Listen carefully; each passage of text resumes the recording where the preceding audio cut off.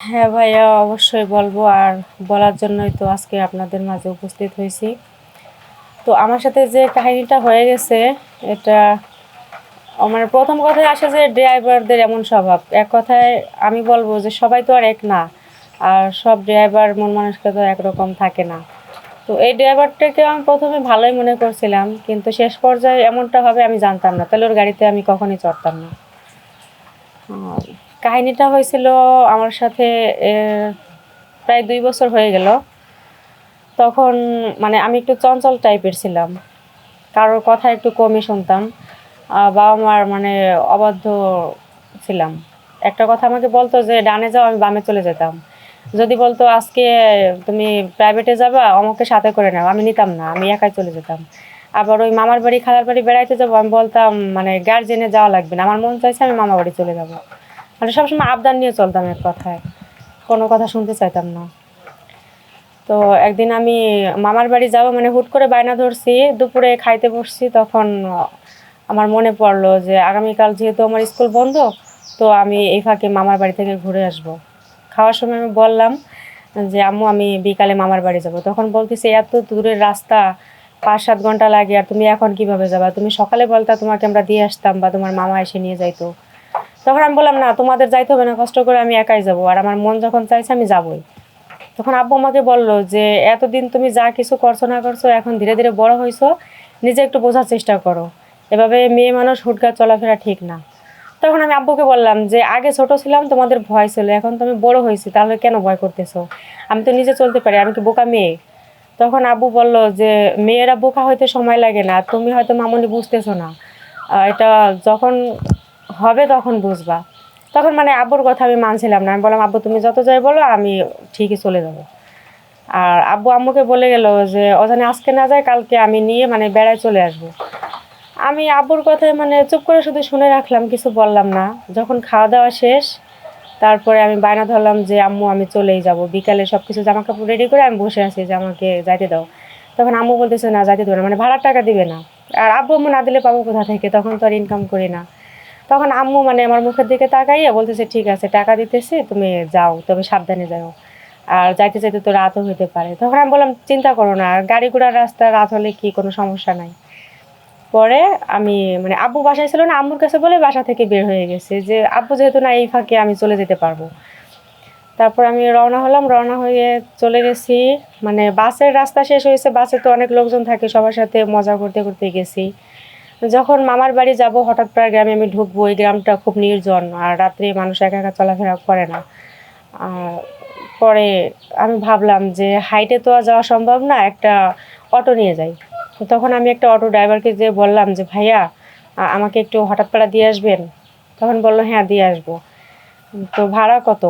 তো উনি বলতেছে যে ম্যাডাম আপনি ভাড়া যাই দেন, কোনো সমস্যা নাই, তবে আপনি যাইতে পারেন। আপনার সাথে কোনো লোক আছে? তখন আমি বলছি না ভাই, আমি তো একা, আপনি আমাকে প্লিজ একটু হেল্প করেন। তখন মানে ড্রাইভার খুব খুশি হয়ে গেছে, ভাড়ার কথা বলতেছে না, বলতেছে ভাড়া যাই দেন, আমি আপনাকে নিয়ে যাব। আর আমিও মানে আনন্দে যে কি ব্যাপার, ভাড়া টাড়া চাচ্ছে না, তাহলে তো লোকটা খুবই ভালো, আমাকে ড্রপ করে দিয়ে আসবে। আর মামাকে তো আমি বলতে আসি যে মামা আমি কিন্তু চলে আসছি, চলে আসছে। বলতেছে হ্যাঁ আসো, আসতে পারবা? আমি বলছি হ্যাঁ পারবো, এখানে গাড়ি পাইছি, আর টেনশন করো না। তখন আমি গাড়িতে চড়ে বসি, আর বসার পরে ড্রাইভার মানে আশেপাশে তাকায়, যখন কোনো লোকজন নেই সে আমাকে নিয়ে দৌড়। তো আমি জানতাম যে ওইখানে নাকি একটা গাড়ি সম্পূর্ণ না ভরা পর্যন্ত গাড়িটা ছাড়ে না, এরকম নিয়ম ছিল। তো আমি সেই ক্ষেত্রে উল্টা দেখলাম যে ড্রাইভার আমাকে একা পাওয়ার সাথে গাড়ি টান শুরু করছে, আর কারোর জন্য অপেক্ষা করতেছে না। আমি বললাম ভাই আর কোনো লোকজন নেবেন না? বলতেছে না, আর কোনো লোকজনের দরকার নাই, তোমাকে দিয়ে আসবো।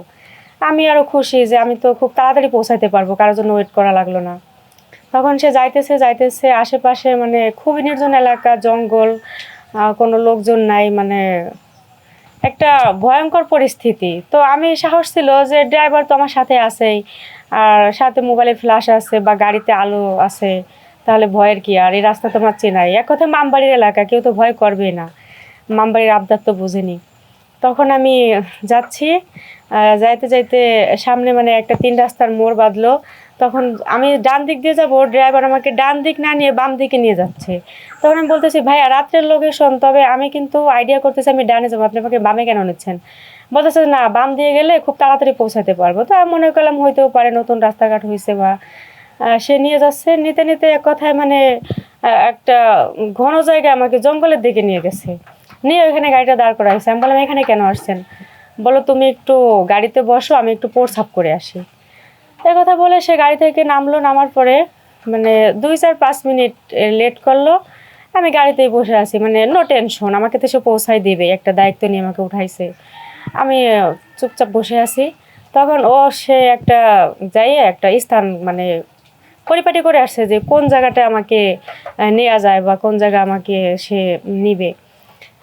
করে আসার পরে গাড়িতে এসে বলতেছে কি যে আপনি একটু নামেন।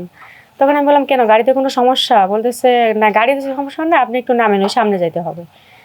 তো আমি তার কথা মতো নামলাম, যে ভাইয়া ঠিক আছে আমি নামতেছি। মানে এত আদর করে আমার হাত ধরে নামাচ্ছে, আমি তো মানে ফিদা হয়ে গেছি যে এত আদর করে আমাকে নিতেছে। হাত ধরে নামছি, মানে ডোন্ট মাইন্ড, আমার ভিতরে ওরকম কিছু ছিল না। ফ্রি মাইন্ডে আমি নামছি, নামার পরে সে আমাকে ওই জায়গাটায় নিয়ে গেছে হাত ধরে। নিয়ে যাওয়ার পরে মানে আমার গায়ে হাতাহাতি করতেছে। এখন আমি বলতেছি এ কি ভাইয়া, এটা আপনি কি করতেছেন? তখন বলতেছে তোমাকে এখানে কেন আনছে জানো? আমি বলছি কেন আনছেন? বলতেছে যে আমি তোমাকে ইউজ করতে চাই। তখন আমি বলছি যে এটা আপনি কি বলতেছেন? আপনি না আমাকে পৌঁছায় দেওয়ার কথা বলে আনলেন, তাহলে আপনি আমাকে এই ঘন জঙ্গলে কেন আনছেন? আমি কিন্তু তখন চিৎকার করবো, লোকজন জড়ো করবো। তখন সে বলতেছে যে তুমি তো তোমার মামবাড়ি এলাকা জানোই, আর এই এলাকায় কি ঘটে না ঘটে, তাহলে তুমি যতই চিৎকার করো কেউ কিন্তু আসবে না, চিৎকার করে লাভ নাই, তার থেকে আমি যেটা বলছি সেটা শোনো। তো আমি জোরাজুরি করতেছি যে আপনি যেটা বলছেন সেটা কেন শুনবো, এটা কখনো সম্ভব না। আপনি আমাকে পৌঁছায় দিলে দেন, তা না হলে আমাকে ছেড়ে দেন, আমি একাই হেঁটে যেতে পারবো। তখন সে বলতেছে একা হেঁটে কিভাবে যাবা? তোমার রাস্তা হচ্ছে ডান পাশে, আমি তো তোমাকে বাম পাশে নিয়ে আসছি, তুমি না বললা। তখন ওই কথাটা শোনার পরে মানে আমি ভয় পেয়ে যাচ্ছি যে রাত 11টা প্রায় বাজে, আর গ্রামের বাড়িতে তো 8টা বাজলেই মানুষ ঘুমায় যায়, তাহলে 11টা বাজে আমি এখন কোথায় যাব? এ কথা মানে ভিতরে ভিতরে রাখতেছি, ওনাকে বলতেছি না, ওনাকে আমি সাহস দেখাচ্ছি যে আমার ভিতরে সাহস আছে। তো উনি আমাকে জোর করতেছে করতেছে, তখন আমি বলতেছি দেখেন আপনি আমার সাথে এসব করতে আসেন না, আমি কিন্তু সে ধরনের মেয়ে না। আর আপনি যদি বেশি জোর করেন আমি হয়তো নিজে মরে যাবো, তবু আমি এটা করতে পারবো না। পরে উনি বলতেছে যে আমার কথা যদি শোনো তাহলে তোমাকে পৌঁছাই দেবো, আর আমার কথা যদি না শোনো তাহলে তোমাকে ভুল রাস্তায় চালিত করবো, মাম বাড়িতেও খুঁজে পাবে না, এমনকি তোমারেও কেউ খুঁজে পাবে না।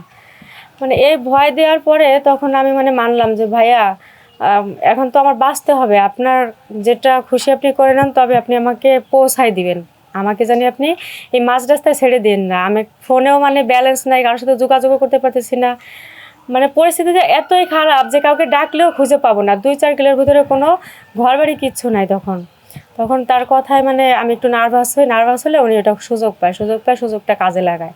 তারপরে আবার মানে ভালো সাইজে আদর টাদর করে গাড়িতে উঠানোর পরে বলতেছে হ্যাঁ এখন তোমার পৌঁছায় দেবো। পরে আমি চুপচাপ গাড়িতে বসে আছি, ওনার সাথে কোনো কথা বলতেছি না। উনি নিতে নিতে আমাকে আর সেই ডান পাশের রাস্তায় নেয় না, উনি আমাকে বাম পাশের রাস্তায় নিয়ে গেছে, আর রাত্রের লোকেশন যার কারণে আমি বুঝতে পারি নাই। আর মনে করছি আমাকে তো পৌঁছা দিবে, কারণ আমি তো তার সাথে বেইমানি করিনি, আমি তো তার সাথে কথা শুনছি। তখন নিতে নিতে মানে সামনে একটা ফাঁকা মাঠ আছে, ওখানে একটা দোকান ছিল, দোকানটা তখন বন্ধ ছিল, কোনো লোকজন ছিল না। বলতেছে যে এদিক দিয়ে তোমার মামবাড়ি যাইতে হবে। পরে আমি বলছি কেন আমাকে ওই বাড়ি পর্যন্ত পৌঁছায় দিবেন? বলতেছে না আমি বাড়ি পর্যন্ত যাইতে পারবো না। তখন আমাকে নামাই দিয়ে মানে জোর করে নামাই দিছে যে এখানে নামে থাকো, নামাই দিয়ে তিনি চলে আসছে। এখন আশেপাশে আমি কাউকেই পাইতেছি না যে ওনাকে এই কথাটা কারো কাছে বলবো বা ওনাকে লোকজন ধরাবো, সেরকম কোনো পরিস্থিতি নাই। আর আমি একা কী করবো, আমাকে মেরে ফেলার হুমকি দেয় বা আবার পরবর্তীতে বেশি কিছু করবে, মনের ভয়ে আমি আর তাকে দ্বিতীয়বার ডাক দিই নাই। আমার নামাই দিয়ে সে কী করলো, চলে গেলো মানে আশেপাশে আমি আর খুঁজে পেতেছি না কোথায় যাব। কাঁদতে কাঁদতে পরে ওইখানেই মানে একটা গাছের ছায়ার তলে আমি বসেছিলাম।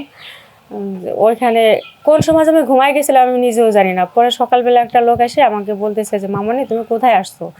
পরে আমি বলছি যে আঙ্কেল আমি এরকম এইভাবে এখানে চলে আসছি, আমার ফ্যামিলিও জানে না, আমার ফোনেও ব্যালেন্স নাই, কোনো আত্মীয় স্বজনের সাথে যোগাযোগ করতে পারতেছি না, আমার মামার বাড়ি অমুক জায়গা, আমি ওইখানে যাবো, আমাকে একটু পৌঁছায় দেন। তখন ওই লোকটা আমাকে বলে যে তুমি তো অনেক দূরে চলে আসছো, তোমার মামার বাড়িতে আরও পিছনে, তাহলে এখানে কি করে? তারপর ওনারে আমি কথাগুলো খুলে বললাম যে আঙ্কেল আমি হচ্ছে এভাবে পরিস্থিতির শিকার। আসলে বাবা মার কথা না শুনলে যে তার লাইফে কত কিছু ঘটতে পারে সেটা আমি তখনই বুঝতে পারছি যে গুরুজনের কথা মানলে কতটা ভালো হয়। পরে কি করলো, সেই লোকটা আমাকে আমার মামার বাড়ি পৌঁছায় দিল। পৌঁছানোর পরে আমি অজরে কাঁদতেছি যে মামা এরকম হবে আমি বুঝতে পারিনি। তখন মামা বলতেছে যে এগুলো তুমি আর কারো কাছে বইলো না, এমনকি তোমার বাড়িতে এখনও পর্যন্ত কেউ জানে না, আর জানায় না, এটা আমাদের ভিতরেই থাক। আর তুমি হচ্ছে এখন মানে নিজে পরিপাটি থাকো, কখনো মনেই করবে না যে তোমার লাইফে এটা ঘটে গেছে। তখন মামার কথা আমি বুকে সাহস নিই এবং সেইভাবেই চলতে থাকি যে হয়তো আমার সাথে এমনটা কিছুই হয় না, ওটা আমার একটা জাস্ট দুর্ঘটনা ছিল, অ্যাক্সিডেন্ট। সেইভাবেই আমি আছি। তো সমাজের লোকজনের সাথে মানে একটা কথা আমি শেয়ার করতে চাই, আপনাদের যাদের এই যে মেয়ে আছে, ছোট থেকে বড় হয়েছে, বা অনেক মেয়েরা এখন বাবা মার কাছে আবদার নিয়ে চলে, বড় ভাইয়ের কাছে আবদার করে, আবদার আপনারা পূরণ করবেন, কিন্তু সেটা মানে দেখে শুনে যে কোনটা করলে ভালো হবে আর কোনটা করলে ভালো হবে না।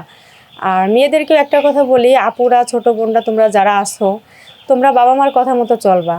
আর রাতের অন্ধকারে চলাফেরার ক্ষেত্রে অবশ্যই তোমরা গাড়িতে ওঠার সময় গাড়ির নাম্বার দেখে নিবা, এমনকি ড্রাইভারের অ্যাড্রেসটা তোমরা সাথে সাথে জেনে নেবা যে সে কোথায় থাকে, এমনকি কী করে।